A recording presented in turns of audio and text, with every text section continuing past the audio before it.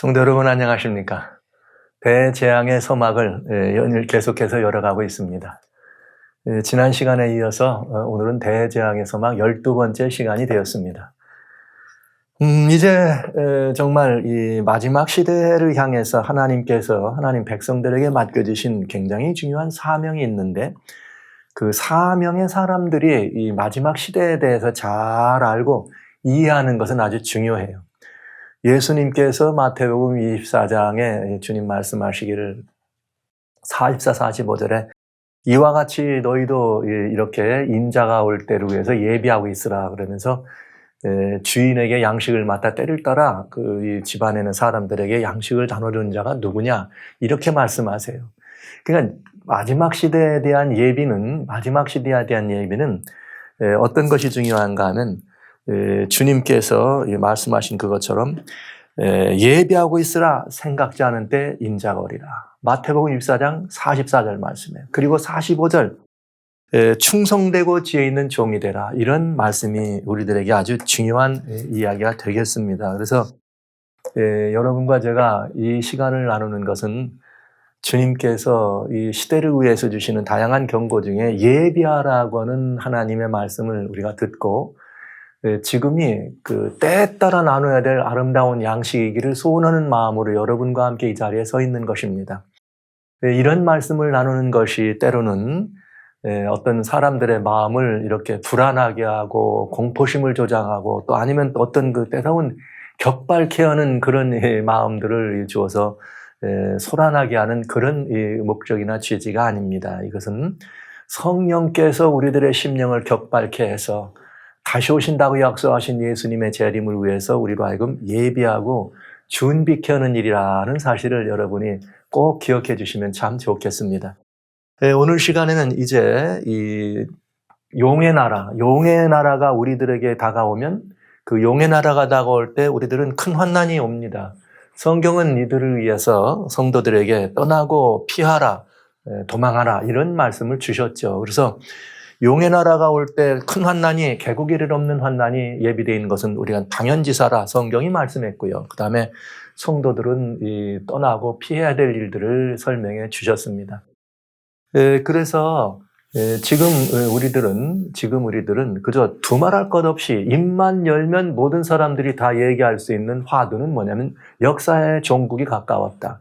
그렇다면 그 역사의 종국이 가까웠다면 우리가 종국이 가까운 것을 세상 사람들이 보는 것이 아니라 하나님을 아는 사람들이 볼 때는 그 종국에 대해서 예수님의 권면과 같이 마태복음 24장에 나와 있는 예수님의 권면처럼 멸망에 가증한 것이 서는 것을 보거든 그때 어떻게 하라? 도망하라. 이 권면의 말씀을 이제는 우리는 실천할 때가 되었다. 그러나 실천에 앞서서 먼저 이 권면이 의미하는 내용을 좀 더 깊이 이해하고 그것을 우리가 실천한다고 하는 그런 마음으로 영접하는 것이 중요하기 때문에 오늘 지난 시간에 이어서 계속되는 요한계시록의 이야기를 마지막 시대를 향한 계시록의 이야기를 여러분과 같이 이어서 진행하도록 합니다.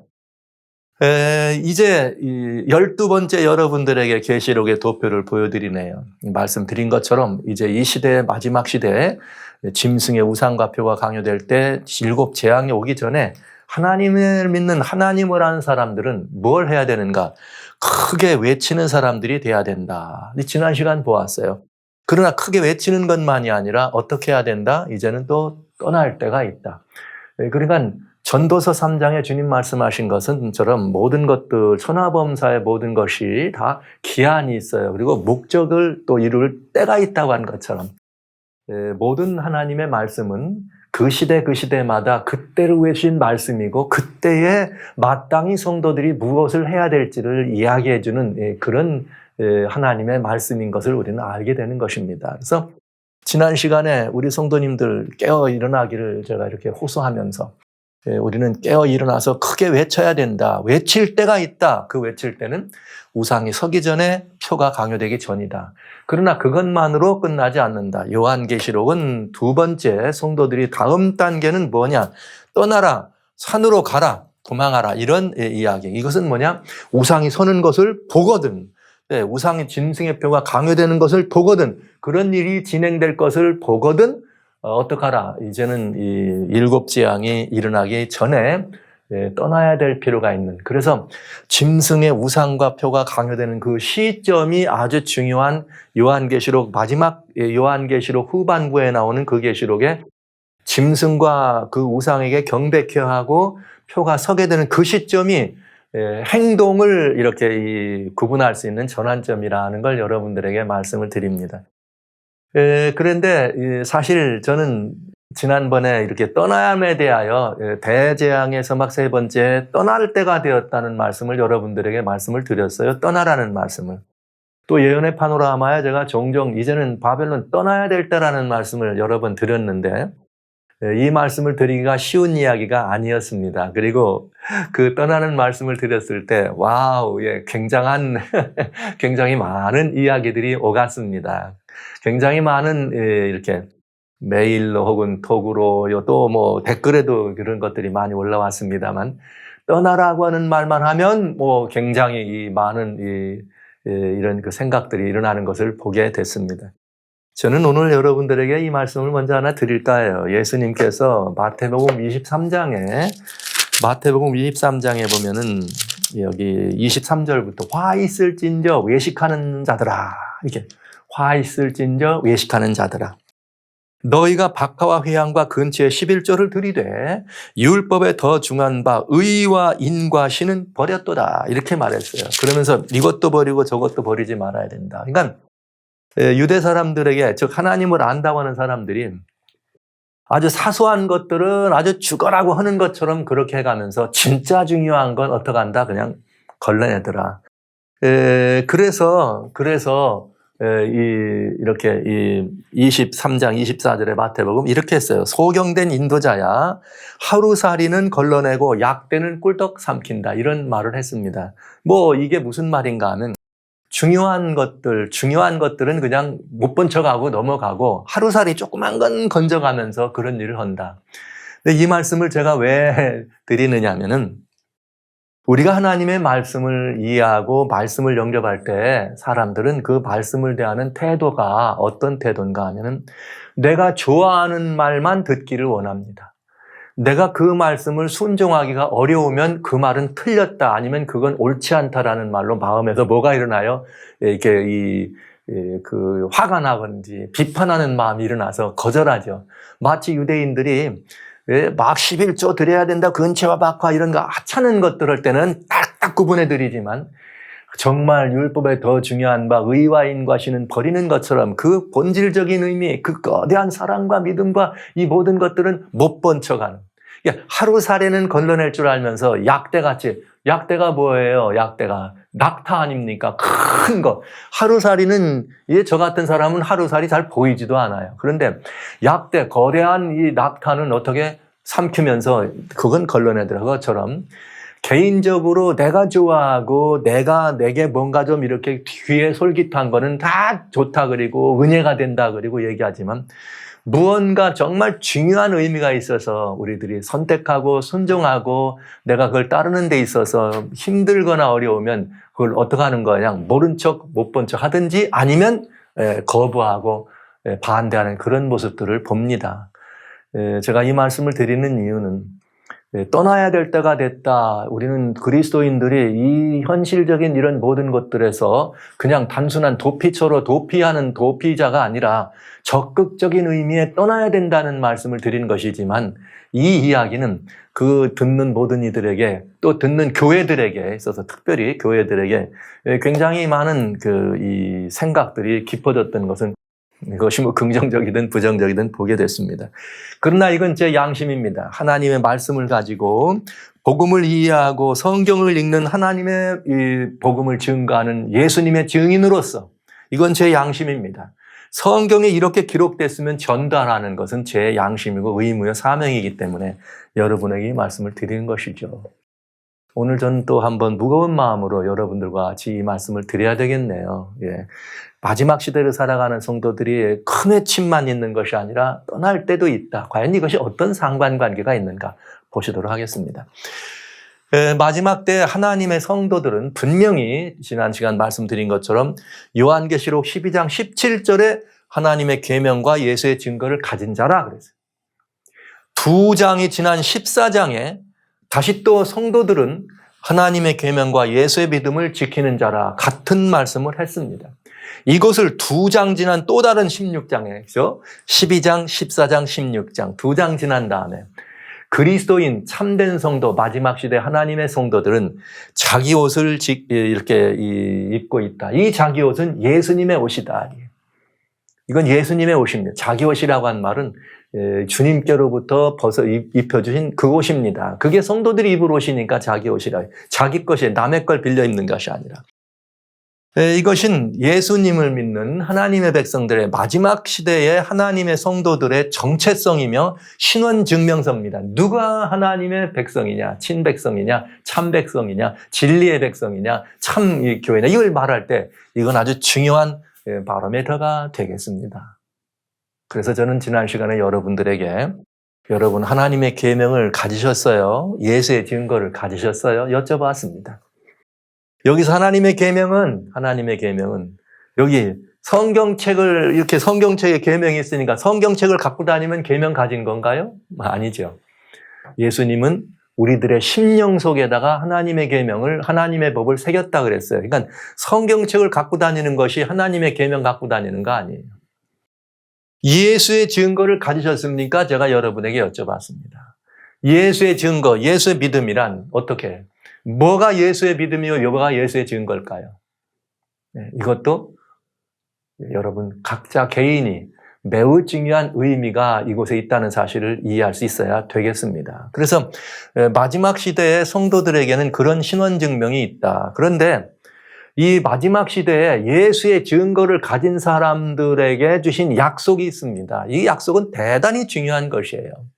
이 약속이 성취되지 아니하면 마지막 때의 여러 다양한 사명은 우리가 이룰 수가 없게 되는 것이죠. 그러면 그건 따져봐야 되죠. 그래서 하나님의 계명을 가졌다는 것은 이 책에 계명이 기록됐으니까 책을 가진 사람은 하나님의 계명을 가진 사람이냐? 아니걸랑이에요.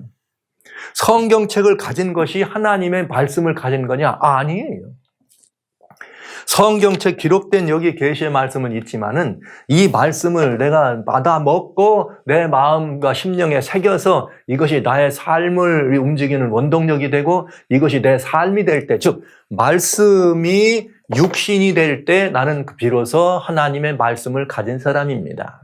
그것처럼 하나님의 계명을 가졌다고 하는 것은 성경에 기록된 10계명을 내가 안다, 무슨 읽었다 이게 아니고요. 여러분 우리들의 심령 속에 하나님이 친수로 새겨진 그 법이 새겨져서 그 하나님의 계명의 삶, 그 사랑이 하나님께 대한 사랑과 이웃에 대한 사랑이 내 삶을 통해서 어떻게 될 때 말씀이 육신이 되듯 내 삶을 통해 구현이 될 때 하나님의 계명을 가진 사람이 되는 것입니다. 그것처럼 예수의 증거를 가진 믿음의 사람이란 무엇인가? 누구인가? 조금 봐야 되지 않겠어요? 또 그들을 향해 가지신 성경의 매우 중요한 약속은 무엇인가? 굉장히 중요한 약속이기 때문에 봐야 합니다. 한번 보겠습니다, 여러분. 예수의 증거를 가졌다고 하는 말은 예수님의 증인이란 말이에요, 증인. 자, 누가복음 24장에 46절로 49절에 예수님이 부활하셔서 엠마오로 가는 두 제자에게 나타나셨다가 제자와 함께 제자들이 모인 곳으로 가십니다. 가셔서 성경을 풀어서 예수님의 부활을 이 모든 증거된 것을 가리키면서 제자들에게 이렇게 말씀하세요. 이르시되 이같이 그리스도가 고난을 받고 십자가의 사건이죠. 이 인류의 이 속죄를 위해서 대속의 죽으심을 말씀하는 거죠. 대속의 죽으심을 죽은 다음에는 제3일에 죽은 자 가운데 살아나는 것. 부활이죠. 예수님의 부활이죠. 그리고 또 그의 이름으로 죄사함을 얻게 하는 회개가, 이 말은 무슨 말이죠? 우리를 위해서 대속, 속죄를 이루셨기 때문에 우리 모든 인간의 죄값을 갚으셨습니다. 아담 이후로 모든 인류를. 그러니까 우리 모두는 다 뭐 받은 사람들이에요? 죄값을 치른 사람들이에요. 그래서 그 죄값을 치른 속죄의 공로가 우리를 용서의 근거를 마련하신 속죄의 공로를 개인적으로 적용하고 나눠주고 적용하고 부족을 채워주시는 것이 죄사함으로 얻게 하는 회개, 즉 중보다. 이런 예수님의 끝없는 중보가 이제 이렇게 우리들에게 보여지는데, 이래서 그때부터 이것들이 예루살렘으로부터 시작해서 모든 족속에게 전파되어야 됩니다. 모든 족속에게. 그런데 이 모든 일에 너희는 누구다? 증인이라. 그러니까 예수님의 증인이에요. 제자들이. 무슨 증인이냐? 주님의 십자가, 속죄의 공과예요. 대속의 공과를 눈으로 목격한 사람. 예수님의 부활의 공과를 눈으로 목격한 사람. 그리고 이제부터 시작되는 이 복음이 전파될 동안 예수님의 속죄의 공로를 나눠주는 부활의 중보자로서, 속죄의 중보자로서의 공과를 제자들은 본 것입니다. 근데 이 모든 일에 너희는 누구라? 증인이라. 그러면 이 사실을 보고 아는 것만이 증인의 자격이냐? 아니에요. 그거 아니에요. 그건 무슨 말이냐? 내가 예수님이 대속의 공과를 이루셨다고 하면 그 용서를 내가 영접했느냐 하는 것이에요. 그래서 내가 바로 용서의 사람이냐 하는 것이, 용서의 사람으로 나타나는 것이 증인이에요. 용서받은 증인. 부활. 예수님이 부활하신 걸 목격했어요. 예수님 부활하신 이후에도 성에 들어가서 500여 사람들에게 보였다. 그가 다 증인이냐? 아니걸랑요. 누가 증인이냐? 예수님의 부활에 참여해서 나도 누가 되는 거예요? 부활의 사람이 돼야지만 비로소 부활의 증인이 되는 것입니다, 여러분. 아주 중요한 의미예요. 우리는 부활의 증인이 돼야 돼. 그래서 예수님이 뭐라고 하셨어요? 나를 믿는 자는 죽어도 살겠고 살아서 나를 믿는 자는 어떻게 됩니다? 영원히 죽지 않는다. 왜? 부활한 사람이니까. 이 말이 이 의미가 있는 것입니다. 그래서 여러분, 우리는 부활을 눈으로 봤기 때문에 아니라 예수님의 부활을 우리가 영접해서 그 부활에 참여한 부활의 증인이 돼야 된다 이 말이죠. 뭘 통해서? 우리의 삶을 통해서, 우리의 모든 속속의 부활의 증인, 그리고 그 주님의 속죄의 공과를 함께 어떻게 하는 예루살렘으로부터 땅끝까지 나눠주는 중보의 증인이 돼야 된다 이 말이죠. 네. 그냥 여기 이론적으로 논리적으로 아는 것이 증인이 아니에요. 예수님의 증인은 그걸 보고 알 뿐만 아니라 여기 요한 1서에 주님께서 우리들에게 굉장히 중요한 말씀을 하셨어요. 요한 1서에 사도 요한은 뭐라 했는가? 태초부터 있는 생명의 말씀에 관하여는 우리가 들었다. 그러나 우리 눈으로 그 다음엔 보았다고 들었다고. 그러나 그 다음엔 우리 손으로 만졌다 이렇게 말씀하셨어요. 우리 손으로 만졌다. 이 생명이 나타난 바 될지라. 영원한 생명을 우리가 보았고 증거하고 우리는 이 아버지와 함께 계신 바 우리에게 나타나신 바 된 이것. 그래서 우리는 그 생명과 함께 사귀고 생명과 함께 교제하는. 이게 증인입니다. 그래서 그 모든 일의 증인인데 이 증인이 바로 예수님의 이런 증거를 가졌기 때문에 예수의 증인이 된 것입니다. 그리고 이 증인들이 할 일은 뭐냐? 개인이 하는 거 아니에요. 볼지어다 내가 내 아버지의 약속하신 것을 너에게 보내리니 위로부터 능력을 입혀올 때까지 이상해서 하라. 이 말은 위로부터 능력이 성령 충만해야 된다 이 말이죠. 그래서 예수의 증거를 가진 사람이 예수님의 증인입니다. 속죄의 공과, 십자가의 증거예요. 부활의 증거예요. 중보의 증거예요. 그리고 그 예수의 증인은, 예수님의 증인은 성령님의 권능으로만 땅끝까지 증거하게 되어 있습니다. 성령님의 권능으로만 땅끝까지 증거할 수 있습니다. 그래서 예수의 증거를 가진 제자들에게 예수님이 부활하시고 승천하실 때 사도행전 1장에 주님께서 말씀하시기를 주여 이 주님의 나라가 언제 회복될 때가 언제 물어봤더니 때와 기한은 너희 알 바 아니고 너희가 할 일은 이런 일이야. 오직 성령이 너에게 임하시면 너희가 권능을 받고 예루살렘과 유다와 사마리아와 땅끝까지 이르러 내 증인이 되리라 하시니라. 이렇게 돼 있어요. 그러니까 예수님의 증인이죠. 제자들이 뭘 가졌으니까? 예수님의 증거를 가졌으니까. 그 예수님의 증거를 가지고 어디까지 나가야 돼요? 땅끝까지 나가야 돼요. 그런데 내가 가고 싶다고? 내 힘으로, 내 능력으로, 내 소원으로가 아닙니다. 오로지 누구의 권능으로? 성령이 임하시면 성령의 권능으로만 땅끝까지 그 일이 이루어질 수 있도록 가능하게 된다 이 말이죠. 예. 그러면 여러분 따져봐야 돼요. 예수님 이 십자가 이후에 제자들에게 맡겨주신 이 사명이 땅끝까지 이르러서 주님의 증거를 전했는가 하는 거죠. 아직도 덜 되고 있죠. 아직도. 그러면 여전히 우리는 뭐가 돼야 돼? 예수님의 증인이 있어야 되고 예수님의 증거를 가진 증인이 돼서 땅끝까지 복음을 전파해야 되겠죠. 그래서 예수님은 마태복음 24장 14절에 이 모든 복음이 천국 복음, 이전에 이 증거가 천국 복음이에요. 땅끝까지 전파되기 위해서 모든 족속과 민족에게 어떻게 전달되기 위해서 땅끝까지 전파된다. 그제야 뭐가 온다? 끝이 된다. 이게 바로 그렇게 약속이 되는 거죠. 언약이 성취되는 것이고요. 그래서 예수님의 증인은 예수의 증거를 가진 사람이 예수님의 증인이에요. 그러니까 여러분, 성경, 하나님의 말씀은 성경책을 가진 것이 하나님의 말씀을 받은 사람이 아니고 그 말씀이 육신이 돼서 그 말씀을 경험하고 모시는 것과 마찬가지로 예수의 증인들은 예수님의 증거를 십자가, 부활 이렇다더라 이걸 아는 것이 아니라 이 모든 것들 예수님이 이루신 그 역사가 자기의 삶을 통해서 체득돼서 내 심령 안에 주님의 속죄에 뭐가 은혜가 머물고 주님의 부활에 내가 참여해서 영생의 사람으로 사람들에게 나타나고 그렇게 주님의 중보의 증거를 증거하는 것이 예수님의 증인입니다. 여러분, 예수의 증인은 부활의 증인이라 해야 돼. 이미 영생을 얻은 사람이 돼야 되는 거예요. 나도 영생을 얻은 줄을 모르는데 어떻게 영생이 있다고 얘기합니까? 사람들한테 영생이 뭡니까? 이렇게 자신 있게 말해줘. 나를 보시오. 나는 영원한 생명의 사람입니다. 이렇게 말할 수 있어야 되는 거죠. 그런데 아직도 영생을 얻었는지도 모르고 아직도 영생을 얻을 일이 언제 확정되지도 않은 사람이 다른 사람한테 영생의 소망을 전할 수 있나요? 안 되잖아요. 그러니까 영생을 얻은 사람, 즉 부활의 증인이 바로 이 생명의 사람이 가진 것이 예수님의 증거라는 것 명심해 주시기 바랍니다.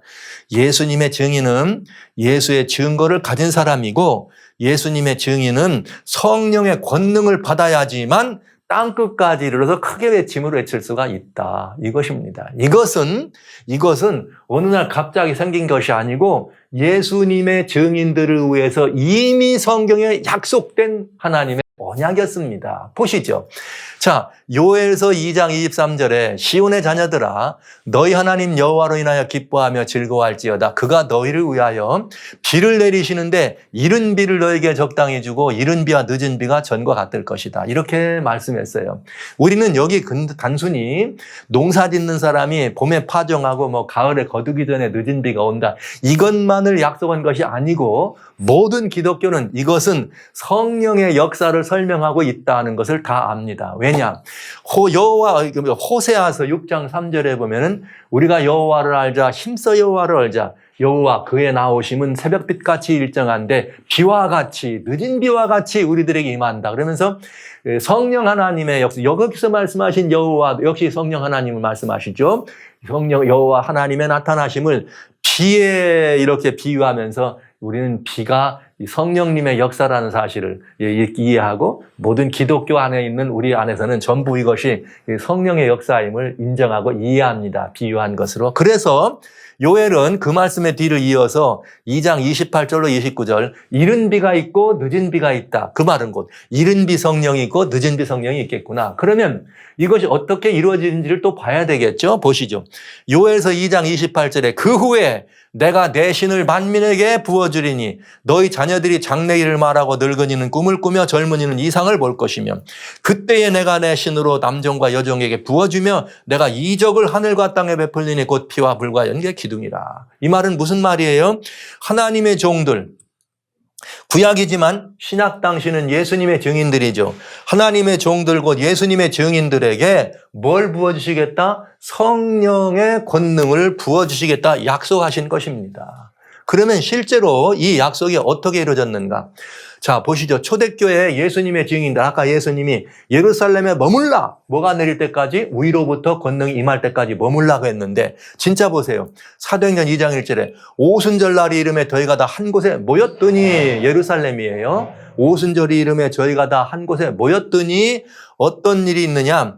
저희가 다 성령의 충만함을 받고 성령이 말하게 하심을 따라 다른 방언으로 말하기를 시작하더라. 그러니까 이건 뭐예요? 성령이 내리신 오순절 성령 강림을 이야기한 것입니다. 그래서 성령이 내렸더니 다른 방언으로 말하는데 사람들이 이걸 보고 조롱해. 술에 취했구나, 술에 취했구나. 그랬더니 여기 뭐라고 하는가? 베드로가 열한 사도와 같이 가로되 아니 그게 무슨 소리야? 사람들아 우리가 지금 때가 언젠데 지금 술에 취했다고 하느냐? 우리는 이렇게 이 술에 취한 것이 아니다. 그러면서 이 베드로가 사람들에게 이야기합니다. 자, 때가 3시인데 너희 생각과 같이 이 사람들이 취한 것이 아니라 여기 3시는 더하기 6을 하면 9. 그러니까 오늘날로 말하면 오전 9시를 말하는 거예요. 오전 9시인데 사람들이 술 취한 것 같으냐? 아니다. 왜냐? 이것이 뭐냐 하면서 요엘 선지자의 약속이 있죠. 자, 그 말을 뭐라고 했느냐? 요엘 선지자로 말씀하신 것처럼 하나님이 가라사대 말세에 내가 내 영으로 모든 육체에게 부어줄 거다. 그러니까 지금 제자들이 성령에 충만하게 된 것은 요엘 선지자에게 이미 약속하신 것이었다. 언제 그런 일이 있다? 말세에 해주시겠다고 했다. 그런데 여러분 말세는 오늘날 이 시대를 말한 말세가 아니라 성경의 말세는 여러분 여러 번 있어요. 성경의 말세 중에 아주 중요한 말세는 예수님의 초림이 말세예요. 그래서 베드로는 베드로전서 1장 20절에 뭐라고 말했는가? 여기 14절부터 이 복음을 이야기하면서 주님께서 이 말세에 우리 모든 사람들을 위해서 이렇게 나타나셨다는 말씀을 하시죠. 그러니까 예수님의 초림을 여기 말한 것이에요. 그러니까 오순절 성령 강림한 것은 요엘이 말한 오순절 성령은 요엘이 말한 성령님이 이른 비도 있고 늦은 비다 있다. 그런데 말세가 예수님 때도 말세라면 다음에 뭐가 말세겠어요? 재림 때도 말세겠죠. 당연히 이렇게 되면 어떤 일이 벌어져? 요엘이 말한 이른 비로 오신 성령님의 성취는 오순절에 이루어졌다. 그래서 성령의 권능을 부어주신 것은 언약에 무엇인 것을 우리가 알 수 있다? 성취인 것을 알 수가 있네요. 여기 주님께서 베드로전서 1장 20절에 뭐라고 말씀하셨는가 하면 예수님에 관한 이야기를 얘기하실 때 그는 창세전부터 미리 알리신 바 된 자니 이 말세에 너희를 위하여 나타낸 바 되었다. 그러니까 예수님의 초림을 말세로 비유한 것을 알 수가 있습니다. 그러면 진짜 말세가 있을 거 아니에요? 진짜 말세. 그러면 요엘은 그걸 위해서 오순절 강림을 얘기하면서 이른 비도 있고 늦은 비도 있다. 이 말씀을 우리에게 주신 것으로 이해할 수가 있습니다. 보시죠. 마지막 시대의 증인들입니다. 예수의 증거를 가진 증인들은 이젠 그러니까 뭐가 되는 거예요? 늦은 비의 사람들이 되겠네요. 요엘서 2장 23절 아까 말씀하신 것처럼 이른 비와 늦은 비가 있다. 비를 주시는데 오순절이 이른 비라면은 말세는 뭐가 되겠어요? 늦은 비가 되겠죠. 그러면 말세의 상황에 적용이 될는지 안 될는지 한번 보시자고요. 보시죠. 요엘서 2장 28절로 30절에 아까 보신 말씀이지만 내 신을 만민에게 부어준다. 이렇게 말씀하셨어요. 그런데 이 마지막 때 이 내 신을 부어주고 이런 일이 날 때가 언제냐? 여호와의 크고 두려운 날이 이르기 전에 이렇게 돼 있네. 계속해서 28절부터 이어가면 달이 어두고 햇빛이 빛과 변하지만은 그때에 누구든지 여호와 이름을 부르는 자는 구원을 얻게 된다. 그러려면 여러분 뭐 하는 거예요? 성령으로 충만하게 해서 하나님의 종들에게 부어지면 그들이 큰 외침으로 외칠 때 여호와 이름을 부르는 자는 어떻게 구원을 받을 것이라. 왜냐? 이는 여호와의 말대로 시온과 예루살렘에서 피할 자가 있을 것이요 남은 자 중에 나 여호와의 부름받을 자가 있을 것이라. 이렇게 어제 지난 시간에 여러분 내 백성아 너희는 거기서 뭐하라? 나오라. 주님이 이렇게 외친다고 하셨잖아요. 그러니까 이 말씀은 마지막 시대에 예수의 증거를 가진 사람들, 그들에게 성령의 권능을 부어주셔서 그들이 마지막 땅끝까지 이르러서 내 증인되리라는 약속을 완성시키는 사람들에 대한 이야기인 것입니다. 그러니까 사도행전 1장 8절에 예루살렘과 유다와 사마리아와 땅끝까지 이르러 내 증인되리라고 한 그 약속이 마지막 시대에, 즉 이번에는 이제 예수님 재림을 말하는 거예요. 재림 때 있는 여호와의 크고 두려운 날이 이르기 전에 그 언약과 그 약속이 성취되는 거죠. 누구에 의해서? 예수의 증인들을 통해서 땅끝까지 이르러서 그 복음을 전하게 될 것입니다. 그래서 증인의 사명은 성령의 권능으로만 성취할 수 있다. 즉 성령 충만한 이 하나님의 역사가 약속되어 있고 사명자들에게 부어주실 것이라고 약속한 그대로 오순절 때 성취된 것처럼 마지막 때에는 우리는 늦은 비라는 말씀을 드릴 만큼 중요한 늦은 비 성령으로 마지막 시대에도 성경은 뭐라 그랬어요? 여호와의 이렇게 이 계명과 예수의 증거를 가진 사람들이 마지막 최후의 대쟁투에서 영과 맞서 싸우겠다. 계시록 12장 17절 말씀하셨잖아요. 성도들의 인내가 여기 있는데 그들은 누구다? 하나님의 계명과 예수의 믿음을 가진 자, 예수의 증거들을 말하는 것입니다. 증인들을. 그들을 통해서 어떻게 되는 거예요? 땅끝까지 이르러서 복음이 전파되면 마태복음 24장 14절 역사는 어떻게 된다? 마지막이 된다. 이렇게 됩니다. 고로 마지막 사명을 가진 예수님의 증인들, 마지막 시대의 예수의 증인들은 뭐로 충만하도록 하나님이 약속해 주셨어요? 성령으로 충만하도록 약속이 돼 있다. 그래서 그 성령으로 충만한 사람들에 의해서 뭐가 증거되느냐? 늦은 비 성령으로 충만한 거죠. 마지막 때니까. 충만한 예수님의 증인들이 바로 요한계시록 14장의 6절로 나오는 첫째 천사. 뭐하라? 너희는 큰 음성으로 가로되 하나님을 두려워하고 영광을 돌리라. 심판할 시간이 이르렀다. 하늘과 땅과 바다와 물들을 그놈아 경배하라 하더라니 이 큰 외침을 외칠 수 있는 것입니다. 천사가 하늘을 나르면서 복음을 전했다는 말은 요한계시록 1장 1절에 예수님의 계시라 요한에게 이걸 전해주기 위해서 천사들을 보내서 증거하신 그것처럼 지금 천사가 날아간다는 말은 이 시대에 예수의 증인들에게 그 복음을 전하라는 거죠. 그러면 그 복음을 전하라고 땅끝까지를 내 증인되라는 주님의 명령이면 반드시 뭘 받아야 돼? 성령의 권능이 임한다 이 말이죠. 고로 지금은 우리가 이 기별을 외쳐야 될 때라면 지금은 우리는 말할 것도 없이 늦은 비 성령이 충만한 시대다. 지금은 무제한적으로 부어지는 성령의 시대임을 여러분 기억해야 되는 것입니다. 이 성령님의 역사가 우리들에게 작용될 때 그 권능으로 창조주를 경배하라. 심판을 피하라. 심판을 피하라. 예수께로 돌아오라. 이 기별을 외치는 거죠. 그래서 우리는 이 기별자로 설 수가 있는 것입니다. 그렇게 늦은 비 성령으로 충만할 때라지만 두 번째 천사와 같이 세상을 바라보고 무너졌도다 무너졌도다 큰 성 바벨론이여 이렇게 외칠 수가 있는 것입니다. 그냥 뭐 생각 같아서 되는 것이 아니죠. 그래서 그것이 마지막 시대에 일어날 일이라는 것을 증거해 주기 위해서 요한계시록 18장에는 이 일 후에 다른 천사가 하늘에 내려오는 걸 봤더니 큰 권세를 가졌는데 그의 영광으로 땅이 환하여지더라. 말하자면 늦은 비 성령의 충만한 역사인 것을 우리는 금방 알아볼 수 있겠잖아요. 그래서 큰 음성으로 외쳐가로되 여러분 이 세상을 향해서 무너졌다 무너졌다 이 기별은 아무나 외치는 거 아니에요. 성령 충만하지 않고는 도무지 불가능한 기별입니다.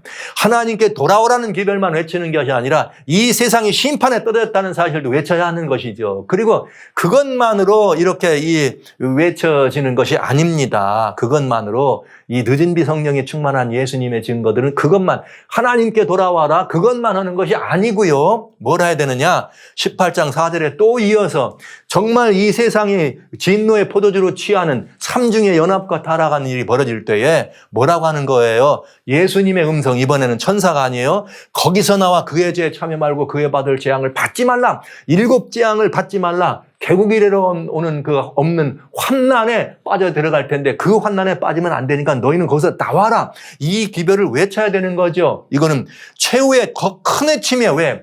천사가 전한 것이 아니고 주님이 부르신 거잖아요. 내 백성을. 그러니까 그냥은 안 된다고요. 이 마지막 때 주님의 백성들을 불러내는 여기에는 더 큰 음성이니까 이번엔 어떻게 할 거예요? 성령님의 충만한 늦은 비에 놀라운 충만함을 입어서 죄와 재앙을 피해 바벨론에서 나오라는 기별을 외친다 이 말이죠. 그러니까 이 기별들은 늦은 비 성령으로 충만한 사람들만 외칠 수 있는 것입니다. 지금 마지막으로 이 외쳐지는 이런 이 기별들은 그냥 아무나 되는 게 아니라 이 말이에요. 주님은 예수의 증거를 가진 사람들, 하나님의 계명과 예수의 증거를 가진 사람들, 중보의 증거로, 부활의 증거로, 영생의 사람들로, 용서의 증거를 그 삶을 통해서 심령 속에 깊이 영접하고 그 삶으로 그 증거를 가지고 드러내는 사람들, 누가 봐도 저 사람은 정말 이 죄사함 받은 사람이야. 누가 봐도 저 사람은 영생의 사람이야. 죽음을 두려워하지 않아. 이런 증거들을 가진 사람들이 세상을 향해서 뭐 하는 거예요? 외치는 것입니다.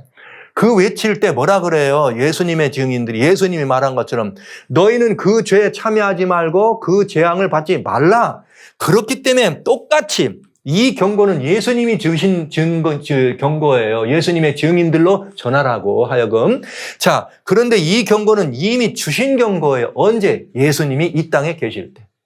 요한에게 주시는 계시로 주실 때 말고 예수님이 실제로 이 땅에 계실 때 이 경고를 주셨어요. 뭐라고요? 멸망에 가증한 것이 거룩한 것에 선 것을 보거든 어떡하라? 그때 유대에 있는 자들은 산으로 도망하라. 요한에게 계시를 주실 때는 어떡하라? 바벨론에서 뭐하라? 나오라. 재앙을 받지 말고 나오라.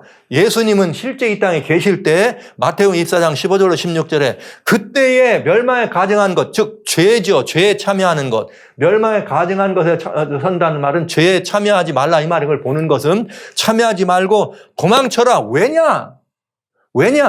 큰 환난이 있겠다. 이 환난이 있을 거다.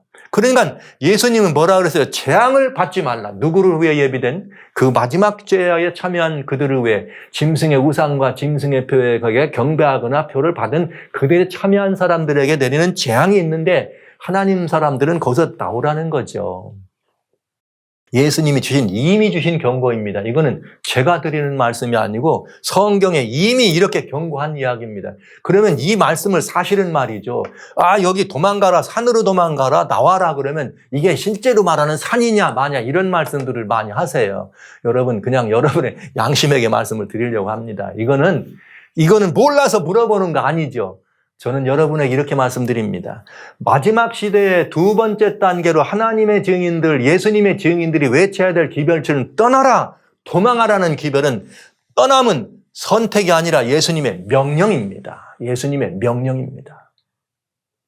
이미 이 기별을 받은 건 누구예요? 내가 하나님의 계명과 예수의 증거를 가지고 있는 하나님의 사람들이에요. 하나님의 성도들입니다. 그러니까 하나님과 밀접한 관계 있는 사람들이에요. 그 하나님의 사람들로 하여금 어떻게 하는 거예요? 떠나라는 거예요. 떠나라는 거. 그러면 이게 의미가 이게 무슨 산이라고 했는데 이게 무슨 다른 여러 가지 다른 의미, 무슨 영적인 의미 이런 의미 이해 안 해도 이대로 들여도 여러분 아무 오순이나 오해가 없는 너무나 분명한 말씀 아닙니까? 이렇게. 그래서 성경은 요한계시록의 후반부는 너무나 분명합니다. 성령 충만 증인들아 크게 외치라 이거예요. 그런데 크게 외치는데 첫 번째는 뭐라?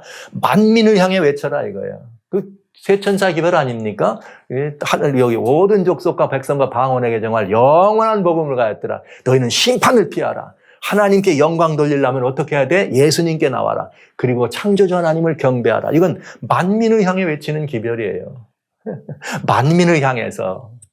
세 천사 가운데 첫째 천사, 둘째 만민을 향해서. 그러나 교회와 성도들을 향해서 외쳐야 될 기별이 또 있어요. 교회와 성도. 그게 뭐예요? 요한계시록 18장의 4절에 무너질 바벨론을 뭐하라? 나오라고.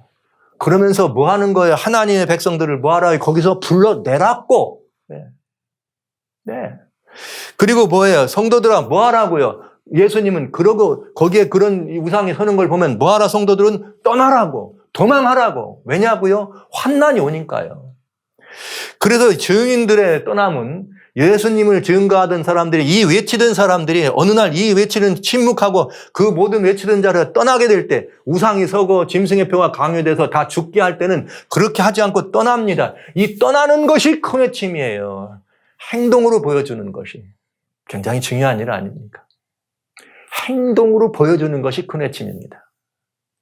떠나세요, 떠나서 말하는 게 아니라 실제 떠나는 걸 보여주는 이건 뭐와 마찬가지인가? 여러분 노아 홍수 때 기억하시죠? 노아 홍수 때 정말 무서운 일입니다. 120년 동안이나 외쳤을 때 아무도 듣지 않았죠. 그런데 120년이 다 찬 다음에 말이죠. 노아 600세대 전에 2월 17일인데 2월 10일 날 무슨 일이 벌어지느냐? 산에 있는 들에 있는 짐승들이 암수 짝을 지어서 방주 안으로 들어옵니다. 여러분 이걸 보면 사람들이 기절해야 돼요. 놀래야 돼요. 와우, 이게 웬일이냐? 방주로 들어가는 것만이 무한할 길이에요. 살 길이라는 걸 그들은 어떻게 해야 돼? 알았어야 돼요. 그러니까 그런 경고를 듣고도 들어요, 안 들어요? 안 들었거든요.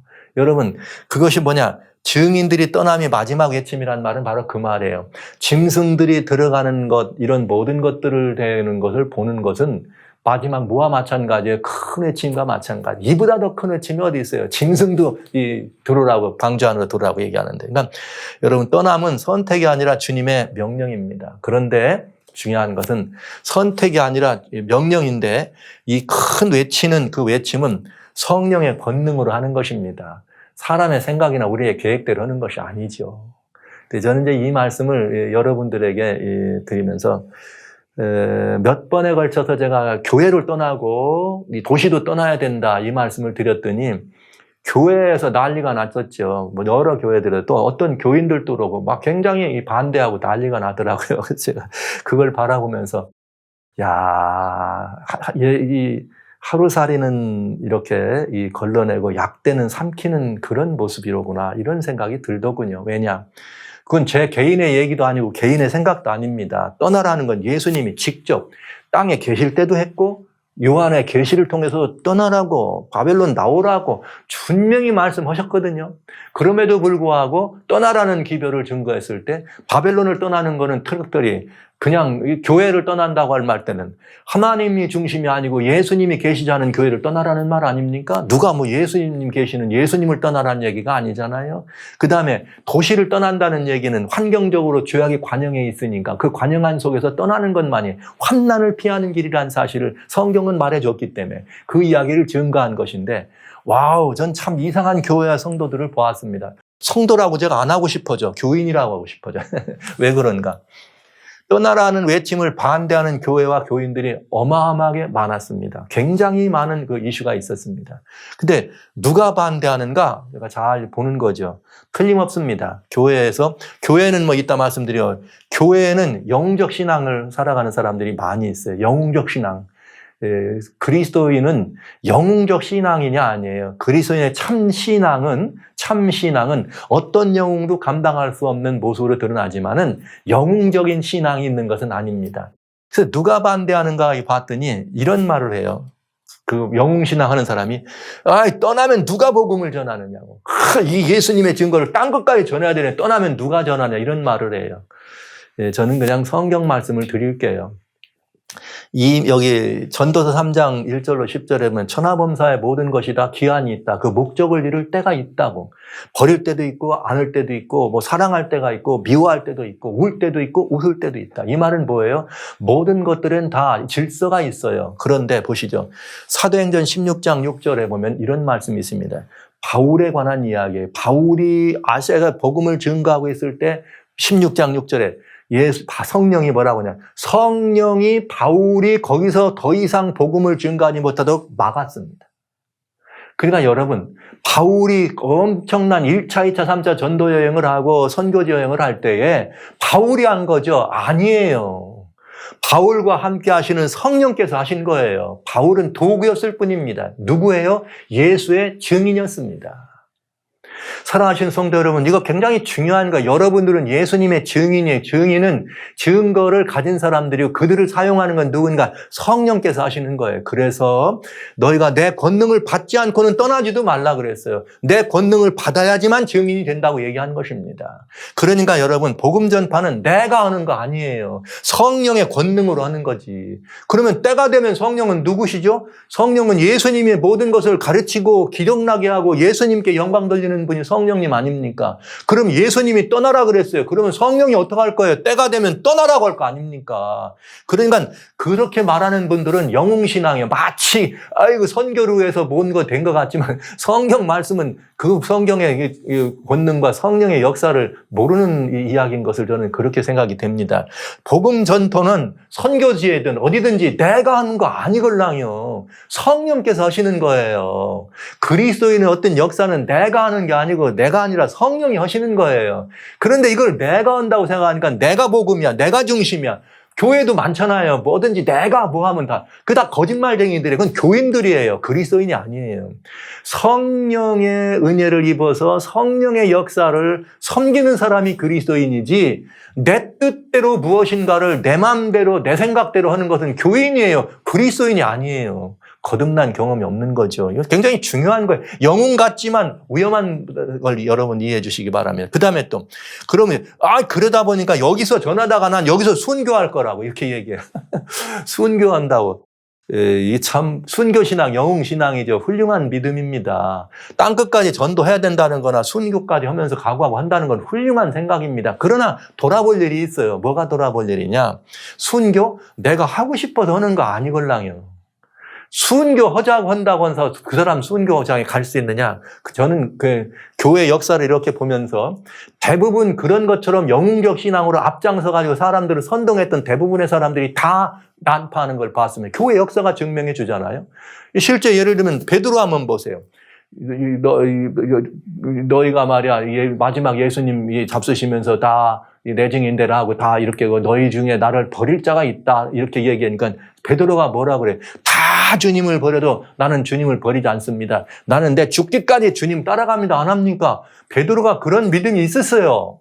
그러나 그 베드로는 성령이 오순절 성령이 내릴 때는 자기가 아니라 원치 않는 곳으로 성령이 끌어가는 대로 끌려다니면서 순교까지 갔지만 내 힘으로 내 능력으로 내가 내 어떤 이걸로 주님 죽기까지 따른다고 했던 베드로는 그만 예수님 부정하고 말잖아요.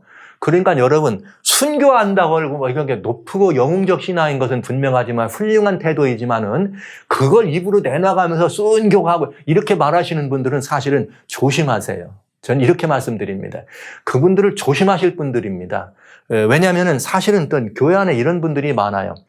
행위 이렇게 막 굉장히 영웅적인 행위 이렇게 얘기하시는 분들도 많고 또 다른 부류는 또 뭐냐면 지금 하늘에 가는 마지막 이럴 때 지금 우리의 성품을 하고 막 이런 거 해야 될 텐데 뭐 그런 성품을 변화한다고 하는 그런 얘기 강조하시는 분들 위험한 분들인 줄만 아십시오. 우리가 예수 그리스도를 대면하여 만나는 거듭나는 경험, 즉 주님의 부활의 증거를 가지면은 새 영이 내 안에 들어오고 나는 예수님과 한 영이 됩니다. 예수와 한 영이 됐는데 무슨 성품이 변화됩니까? 이미 신의 성품에 참여하는 자가 됐는데 원전치 않지만 나는 자라날 필요는 있지만 내 성품이 바꿔지는 게 아니에요. 예수님의 장성한 분량까지 자라나는 것이죠. 그러니까 성품 변화를 강조하는 분들이 되게 교회 어렵게 하는 분들이에요. 제가 이렇게 솔직하게 말씀드려요. 성품은 그렇게 내가 애써서 무슨 뭐 해가지고 변화되는 거 아니걸랑요. 행위를 강조해서 난 순교까지 할게. 성품 변화돼서 순교하는 거 아니에요. 성령이 그를 주장하지 않으면 절대로 못한다는 거 경심해 주시기 바랍니다. 그러니까 매우 위험한 신앙인들입니다. 그런데 이렇게 그들은 성경에 떠나는 것은 선택이 아니라 필수인데 명령인데 거절하잖아요. 그럼 그것만 봐도 성령의 사람이 저는 아니라 생각합니다. 그러면 또 이제 무엇인가?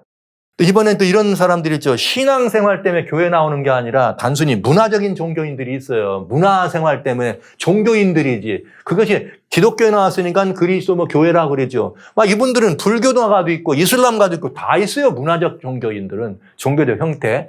그 사람들은 이렇게 말하죠. 떠나는 거, 이거 광신이야. 극단주의. 이렇게 말하죠. 왜?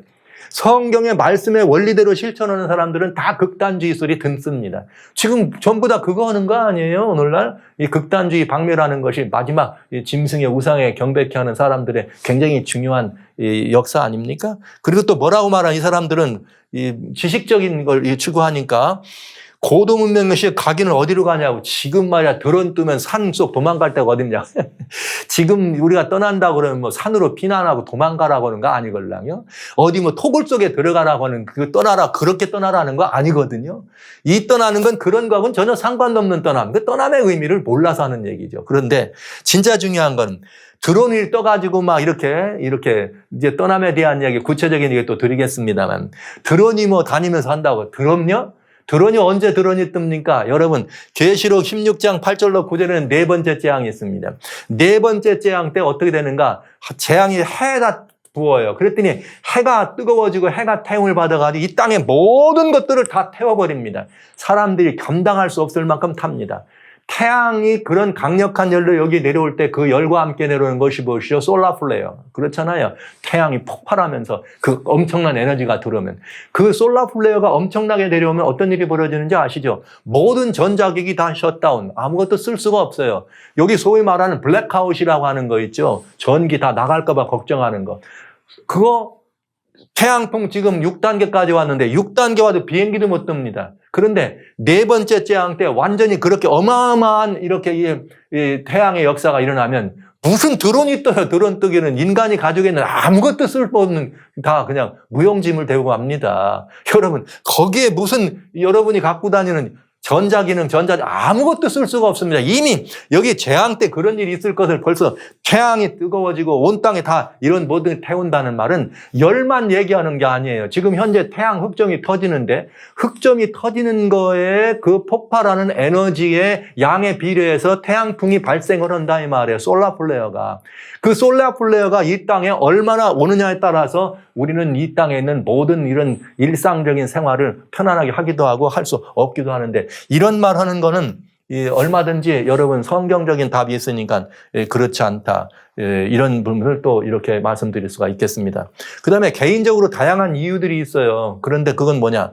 자녀들은 어떻게 하는가? 부모들이 왜 자녀 때문에 걱정이 왜 없겠습니까? 이게 참 걱정이 될 일이죠. 또 그 다음에 이게 내가 지금 이렇게 하면은 말이지 기독교 신앙을 믿는데 막 불신자라고 안 믿는 가족들도 있는데 광신처럼 보일까 봐 이러면 안 되는 거 어떻게 하면 좋냐 두려워하는 분들이 있죠. 또 어떤 분들은 사실 지금 개인적인 형편상 떠날 수 있는 상황이 아닐 수 있어요. 충분히 떠날 수 있는 상황이 아닌 분도 얼마든지 있습니다.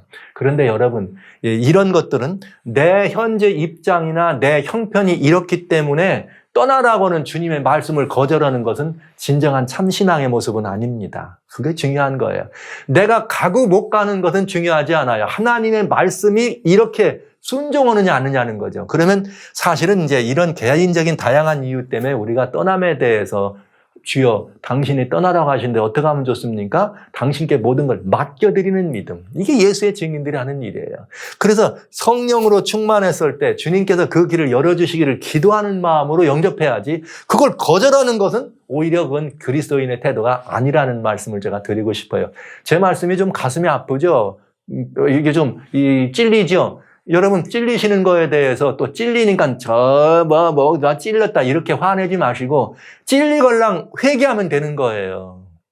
제가 이 말씀 쉽게 드리는 거 아니에요. 저도 개인적인 형편으로 본다면 지금 제가 어디를 갑니까? 제가 뭐가 있어가지고 어디 한적한 곳에 가서 정말 예수님만 섬길 수 있는 곳을 들어갈 이런 준비 없거든요. 돼 있지 않거든요. 그러나 저는 주님이 떠나라는 이 기별은 제게 주신 기별이기 때문에 저는 순종합니다. 그러니까 그게 안 되면 안 되는 대로 떠날 준비를 언제든지 하고 산다 이 말이에요. 오늘이라도 떠날 수 있습니다. 이렇게 마음으로 주님의 뜻에 순복하게 할 수 있는 이런 태도가 중요하다는 걸 말씀을 드리면서 그 다음에 하나는 뭐냐? 이게 참 불행한 일입니다. 불행한 일. 교권교회 권위로 반대해요. 교권교회. 성경에 교회를 떠나는 말이 어디 있느냐? 지금 여기 떠나라고 하는 말은 여기 은근히 이런 말 이렇게 교회를 떠나라. 성경에 교회를 떠나라고 이 교회는 성경에 떠나라는 교회가 있죠. 무슨 교회입니까? 그건 타락한 교회입니다. 바벨론화되어 있는 교회를 말하는 것이에요. 계시록 18장에 여기 각종 다양한 영들이 모이는 귀신에 추워서 새들이 보이는 것 여기는 혼합종교회. 그런데 지금 세계교회가 다 뭐가 돼가고 있어요? 세계 하나의 교회로 통합해가고 있잖아요. 그 교회는 제국교회입니다. 그 교회는 누가 계시잖아요? 예수님이 안 계세요. 그래서 바벨론인 거예요. 그 교회를 떠나라는 거예요. 지금 무슨 예수님이 중심이 되어 있는 반석 같은 하나님의 교회를 왜 떠납니까? 예수님이 교회의 반석인데 그 교회를 왜 떠납니까? 우리가 예수님을 떠난다는 것이 아닙니다. 타락하고 예수님이 없는 교회를 떠나라고 하는 얘기인 거죠. 당연히 떠나야 되는 얘기죠. 그 다음에 또 떠나는 거에 대해서 역사적 아이고 옛날에도 시골 생활 간다고 사람들 간에 다 실패하고 돌아왔다고. 여기 또 옛날에 또 누가 무슨 일이 있다 이런 얘기 많이 합니다. 교회 역사 가운데도 그렇게 그룹을 져가지고 공동체 한다고 들어갔던 사람 다 실패하고 이단이 됐다고 정죄하는 그런 일 하지요. 그러나 여러분 타락한 교회를 루터가 떠나지 않았으면 종교개혁은 일어나지 않았습니다. 한 단적으로 말씀드릴게요. 또 왈덴스인들이라고 하는 왈덴스 신앙이 있어요. 프랑스 발도로 중심으로 했던 그 왈덴스인들은 중세 타락한 교회가 가지고 있던 제사장직분 그들은 우리가 성경의 제사장이라고 했는데 사죄 거절했습니다. 또 그 사람들은 성체, 예수님 안에 화채설 거절했습니다. 그리고 그 가르침이 맞지 않다고 성경과 맞지 않다고 그래서 그들은 떠났어요. 그러니까 일상적인 삶을 못 살으니까 산속으로 들어갔어요. 그래서 타락한 사람들이 왈덴스인들이에요. 그 사람들의 신앙을 이어서 그것이 종교개혁의 기폭이 된 것입니다. 말씀으로 돌아가는 운동이 된 것이죠. 그러니까 그 모든 것들을 그렇게 얘기하는 건 단순히 교권, 그냥 내 교회 지금 뭐 성도들 어디 간다, 그게 아니죠. 진짜 참된 교회는 이 시대의 모든 것을 보면은 오히려 교회에 불러가지고 우리가 어떻게 하면 좋겠냐, 지금 시절이 이렇다. 그러니 교회마다, 교회 부자 아닙니까? 너무나 부자 아니에요, 교회들마다. 얼마나 부자예요, 엄청난 그 교회당들. 이 엄청난 부들 그냥 쌓아놓고 예수님 오시면 그냥 끝장낼 거예요, 이거? 아니잖아요. 복음을 위해서 성도들이 드린 것이라면 지금 뭐 할 때입니까? 이 모든 것 다 해쳐서라도 뭐 해야 돼요? 영혼을 구원하고 땅끝까지 예수의 증인들을 파송하는 그 일을 사용하더라도 이제는 내 교회 나오지 않더라도 교회가 어떻게 해야 됩니까? 증인을 파송하는 일에 들어가면서 이제는 마지막 시대를 위해서 어찌할꼬 성도들의 피난처와 성도들의 갈 곳을 마련하는 것도 교회가 할 일이지요. 그러나 그렇지 않고 교회, 영웅교회가 돼가지고 끝까지 교회, 마지막까지 교회를 지켜야지 어디를 가느냐고 영웅적 신앙을 강조하는 그 위험하다고 봅니다. 교권교회의 전형적 특징입니다. 조만간, 아시는 것처럼 조만간 우리는 이런 교회를 보게 될 것입니다. 제국교회를요. 2022년 내년부터 크리슬람 처치가 생겨나면 교회 안에, 절대적으로 교회 안에 어마어마한 변화가 일어나게 될 것입니다. 그때 성도님들은 판단하셔야 되죠. 그러나 때로는 늦기 전에 무언가를 생각하고 선택할 경우가 있을 것입니다. 그 다음에 실패한 시한부 종말과 같은 경험을 하면 어떨 셈인가, 이렇게 또 따지는 분들이, 그게 무슨 말이냐, 옛날에도 시골 들어가라 그랬는데 말이야 막 그랬다고, 와 잘못해가지고 고생하고 다 돌아 나왔다고. 걱정되죠. 그런 일을 하면 안 되죠. 그렇게 되면 안 되죠. 그러나 예전에 일어났던 여러 가지 일들은 뭘 따르지 않았는가? 들어가라는 권면은 따랐지만 뭘 보지 않았어요? 증거와 증거를 보지 않았습니다. 지금은 우리 눈으로 성경이 말씀하신, 주님이 직접 말씀하신 증거들이 우리들 앞에 일어나고 있는 직접적인 징조들을 보고 있는 시대입니다. 그렇기 때문에 만약에 그런 일을 선택하신다고 하더라도 이건 필수기 때문에 저는 후회 없는 선택이 될 거라, 이런 생각을 확신하게 여러분에게 말씀을 드립니다. 자, 그래서 이 주님의 경고를 한번 제가 볼게요. 떠나는 문제에 대해서 굉장히 중요한 것인데 이거 볼 수 있어요. 두 가지 굉장히 중요한 떠남이 있어요. 예수님이 뭐라고 하셨느냐 하면은 누가복음 17장 26절에 노아의 때가 보아라. 그러면 노아의 때 이렇게 역사가 홍수로 나서 끝날 때까지 사람들이 준비가 안 됐다, 이렇게 말했죠. 그러나 그건 사람들이고 하나님 백성은 노아의 때 준비된 떠남이 있어요. 보시죠. 홍수가 땅에 있을 때 노아가 600세죠. 노아가 아들과 아내와 자부와 함께 홍수를 피하여 방주에 들어갔고, 노아는 이 모든 홍수라고 하는 거대한 환난, 그때까지 개국이 이르렀던 거대한 환난이죠. 이 홍수는 경험해보지 못한 그 홍수를 위해서 방주를 예비했습니다. 뭘 듣고? 주님의 기별을 듣고요. 그래서 그 가족들을 살렸습니다. 노아가 그 가족들만 살게 하려고 방주를 지었을까요? 아니지요. 누구든지 노아의 방주 안으로 짐승들이 들어오는 걸 보고 아니야, 나도 들어가야 되겠어, 나 들여놓으세요, 누구든지 들어갈 수 있었을 것입니다. 사람들이 거절한 것이죠. 이것은 세상 사람 얘기한 거고 하나님 믿는 백성들에게는 준비된 떠남이었습니다. 그래서 하나님이 노아에게 명하신 대로 암수들씩 노아에게 나와 방주에 들어갔더니 7일 후에 홍수가 땅에 덮이더라. 이렇게 예비됐기 때문에 7일 후에 홍수가 덮여도 노아와 그 가족은 살아난 것입니다. 그런가 하면 또 이번엔 롯의 때 경고가 있어요. 롯은 준비가 안 된 떠남이에요.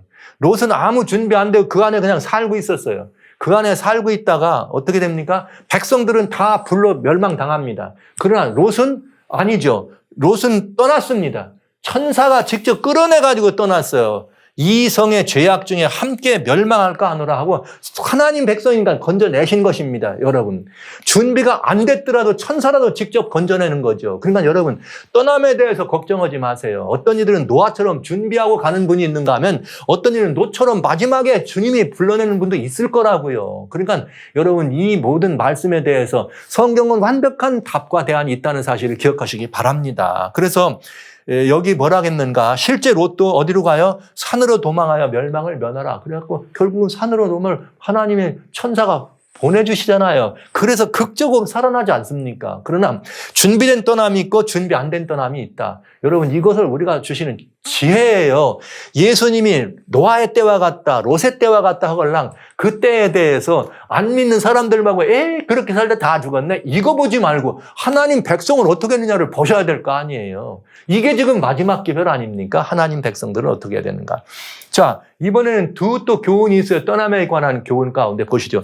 출애굽의 교훈. 출애굽은 어릴 때도 뭐라고 했는가. 여기 출애굽 8장에 보면은 바로에게 이스라엘 백성들 나올 때 우리가 나가서 여호와께 제 희생을 드린다. 한 사흘을 가야 되겠다 그랬더니 바로가 가지마. 이 땅에서 드려. 이렇게 했어요. 이 땅에서 드려. 그랬더니 모세가 아니라 그랬어요. 왜? 하나님은 모세를 보낼 때 처음부터 바로 앞에 가가지고 뭐라 그랬느냐.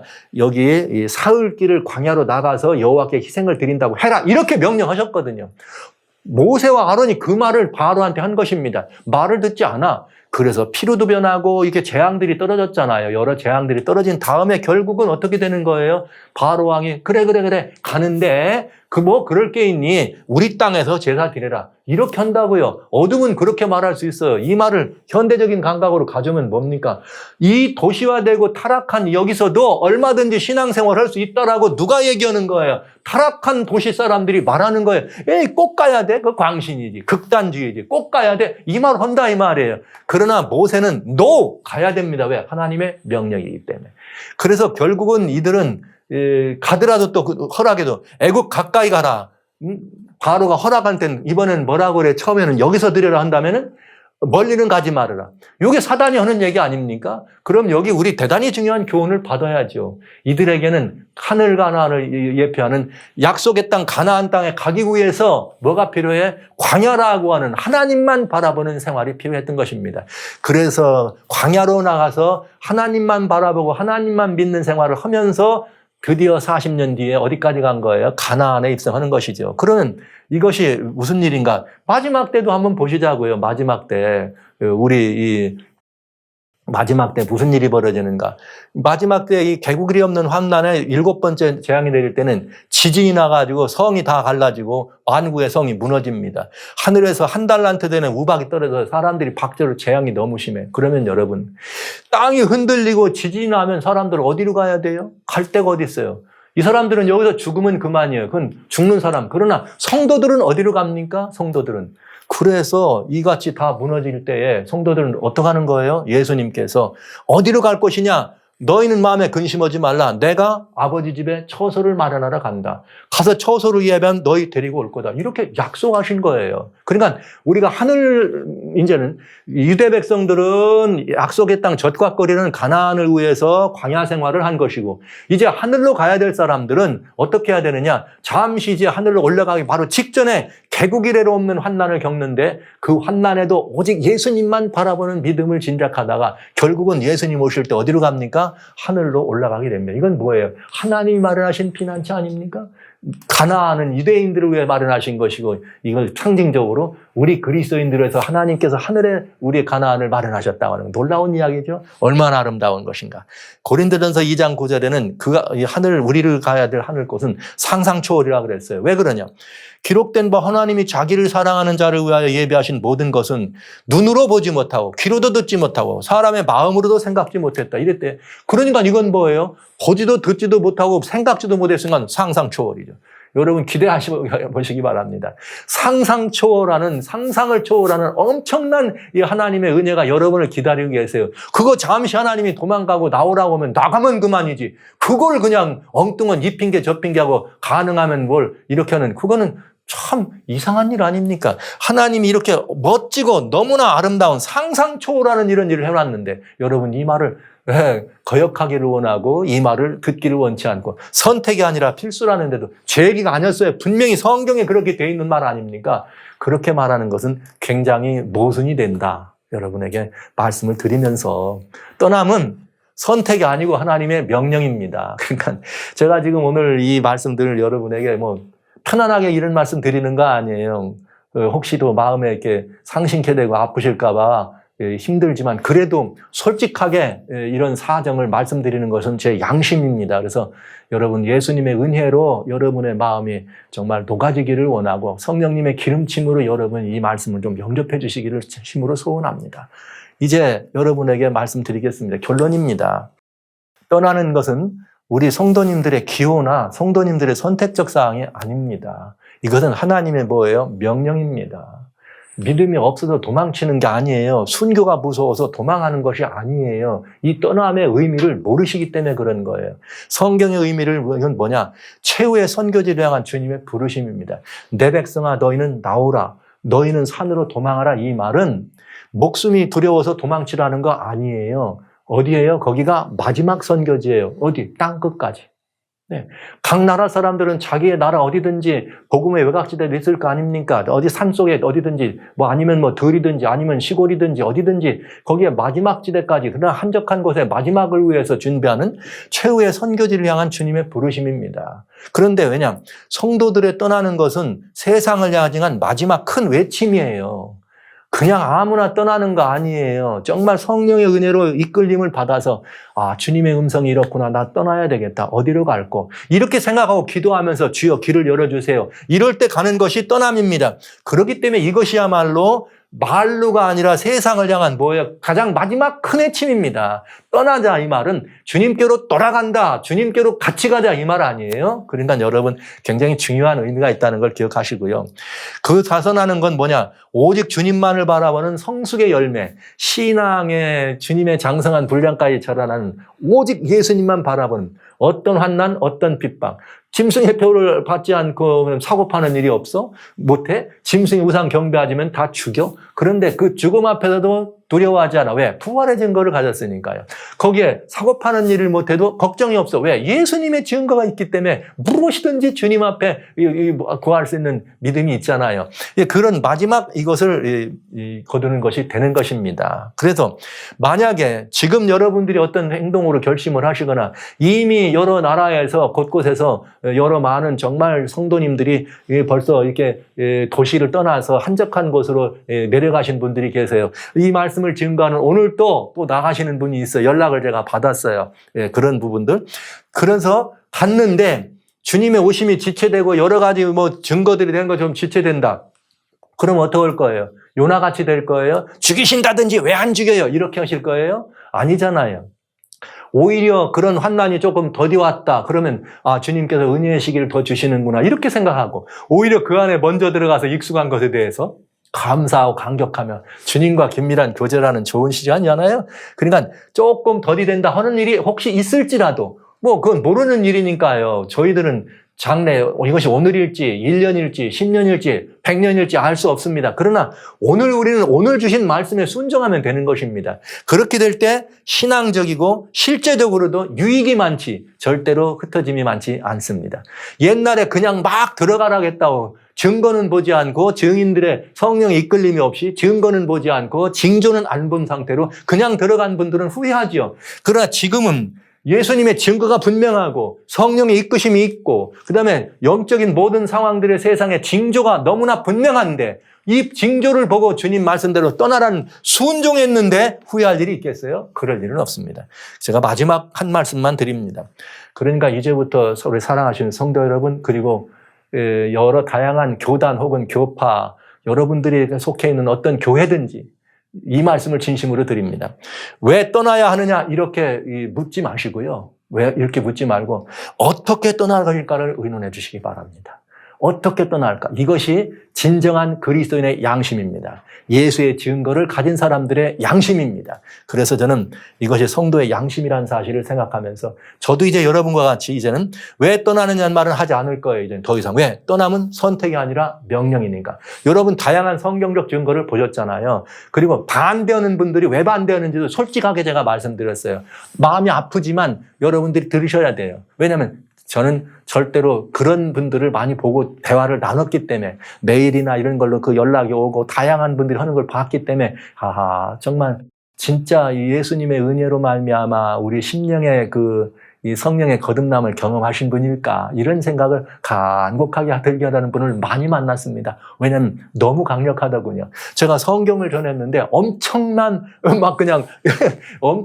이런 모습으로 다가오는 걸 보면서 참 굉장히 이 마음에 그런 부담이 있었습니다. 솔직하게 말씀드립니다. 왜 떠나느냐고 묻지 말아야 됩니다. 우리는 성경이 예수님이 그래 말씀하셨기 때문에 들어야 합니다. 우리가 지금 해야 될 일은 주님 그럼 어떻게 할까요?